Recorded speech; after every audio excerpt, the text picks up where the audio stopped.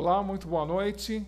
Eu sou o professor Maurício Guerreiro, da Faculdade Anhanguera de Taubaté, coordenador do curso de Ciências Contábeis da Faculdade Anhanguera de Taubaté, professor Ricardo Saad. Nossa avaliação será no próximo dia 9, a entrega do estudo dirigido no dia 5/4, conforme contrato pedagógico. Não esqueçam. Para essa sessão, propomos a seguinte situação-problema. É necessário que, antes de iniciar qualquer apontamento das movimentações da empresa, que ocorram os primeiros registros contábeis da Betterkin, diante do conhecimento de que serão aportados nessa nova sociedade algo em torno de R$ 145 mil. Em caráter de planejamento, os sócios, no caso Rafael, Rodrigo e Denis, aportarão 45 mil. O outro recurso será injetado por um investidor anjo no total da diferença, fato que será melhor explicado em outras sessões. Para fins de planejamento do ativo futuro da Betterkin, os sócios pensaram em fazer algumas aquisições, dentre elas, estoque para revenda, no percentual de 20% do capital injetado.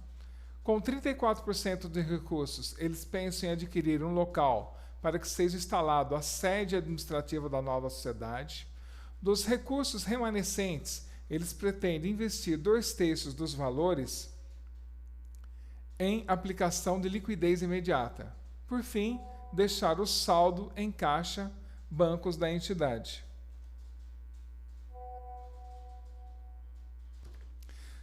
Ativo. Estando segregado em circulante, não circulante, dividido em ativo realizável, em longo prazo, investimento imobilizado e intangível. Passivo, composto por circulante, não circulante e patrimônio líquido, estando esse, por sua vez, desdobrado em capital social, reservas de capital, ajustes de avaliação patrimonial, reserva de lucros, ações em tesouraria e prejuízos acumulados. Então, dentro dos elementos do ativo e do passivo e suas composições. Diante dessas situações, é necessário que seja elaborado como ficará disposto o ativo da Betterkin, se todas essas decisões forem tomadas. Aqui você verá como também devem ser escriturados os lançamentos contábeis de acordo com os princípios da contabilidade geralmente aceitos. Demonstrações financeiras, é tão importante, elas podem influenciar nas decisões e nos julgamentos de diversos interessados, quando da divulgação dos seus relatórios. Daí a importância desse relatório estar bem feito, bem constituído, para que não gere uma informação incorreta e, dessa forma, os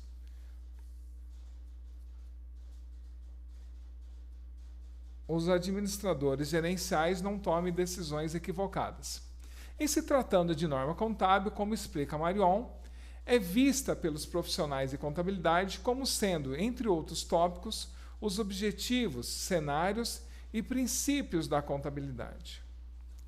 Tais usuários, de acordo com esse escopo, são os investidores e credores, e esses têm interesses distintos quando buscam observar as informações contidas no patrimônio de determinada sociedade. Essas empresas, esses investidores e credores, eles ficam querendo saber como está a solvência da empresa, como está a saúde dessa empresa, até mesmo para fazer investimentos ou até mesmo para disponibilizar créditos. Aliás, o patrimônio, como bem explica Ludícimas e Marion, é um conjunto de bens, direitos e obrigações de uma pessoa avaliado em moeda. De forma bastante simples, Ludícimas e Marion explicam que o balanço, o equilíbrio, é constituído de duas colunas. A coluna do lado direito é denominado passivo e patrimônio líquido. A coluna do lado esquerdo é denominado ativo. Atribui-se ao lado esquerdo ao ativo e ao direito o passivo e patrimônio líquido, por mera convenção. De acordo com o artigo 178 da Lei 6.404 de 76, citado por Batista, as contas são classificadas segundo os elementos do patrimônio que se representam. Como nós falamos no slide anterior, né, as suas classificações. O ativo, estando segregado em circulante, não circulante, dividido em ativo realizado a longo prazo, investimentos e intangíveis. O passivo, por sua vez, composto por circulante, não circulante e patrimônio líquido, estando esse, por sua vez, desdobrado em capital social, reservas de capital, ajustes de avaliação patrimonial, reservas de lucro, ações em tesouraria e prejuízos acumulados. Santos explica que o balanço patrimonial, ou seja, aquele que contém os elementos a serem tratados nessa seção, tem por finalidade evidenciar de forma qualitativa e quantitativa a situação patrimonial e financeira da empresa e dos atos consignados na escrituração contábil. Todo e qualquer procedimento contábil que envolva tais contas deve obedecer ao que preconiza o mecanismo das partidas dobradas, né? Todo débito tem um crédito correspondente. Todos os débitos têm os seus créditos correspondentes. A escrituração se constitui em uma técnica contábil que consiste em registrar nos livros próprios, diário, razão, caixa, etc., todos os acontecimentos que ocorrem na empresa e que modificam ou possam vir a modificar a situação patrimonial. Veja que o registro contábil dos fatos das sociedades é de acordo com a legislação vigente obrigatória, estando dispensados de fazê-los apenas os microempresários individuais, conforme resolução CFC 1330 de 2011. Escrita ocorrerá dentro do exercício social, que por vezes coincide com o ano civil, sendo válido lembrar o que Ludícibus e Marion relatam. O exercício social tem a duração de 1 ano, não havendo necessidade de coincidir com o ano civil.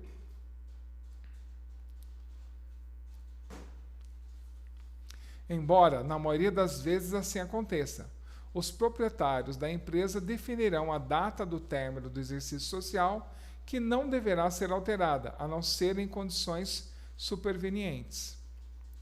Gonçalves e Batista relatam que, para fins de classificação, tanto o ativo quanto o passivo serão tratados no curto prazo e longo prazo. No curto prazo incluem todos os bens e direitos realizáveis em moeda ou nela conversíveis, e as obrigações com vencimentos até o término do exercício social seguinte. No longo prazo, situam-se os bens e direitos realizáveis e as obrigações vencíveis após o término do exercício seguinte. Quando o assunto é entendimento do que se configura como curto ou longo prazo, Gonçalves e Batista relatam que as leis por ações, artigo 179, não se refere ao lapso temporal de 12 meses, como divisor entre curto e longo prazo. Tal divisão tem como parâmetro a data de encerramento do exercício seguinte. Isso significa o quê, gente? Você compra o produto, né? Você compra a matéria-prima, manufatura, vende e recebe. Isso faz parte do ciclo operacional de todo o processo. Então, mas aquele que é conhecedor da norma contábil vigente entenderá que o curto prazo, sendo considerado como 12 meses, de acordo com a norma contábil, constitui exceção à regra. A regra geral é classificar como curto prazo ou item do circulante, seja este ativo ou passivo, aqueles que estejam dentro do ciclo normal da atividade. Nesse sentido, o ciclo operacional é explicado por Marion e Ludícibus como sendo o período entre a aquisição de materiais utilizados na produção e a sua realização na forma de dinheiro ou equivalência a dinheiro. Eu quero agradecer a todos. Até a aula que vem. Muito boa noite.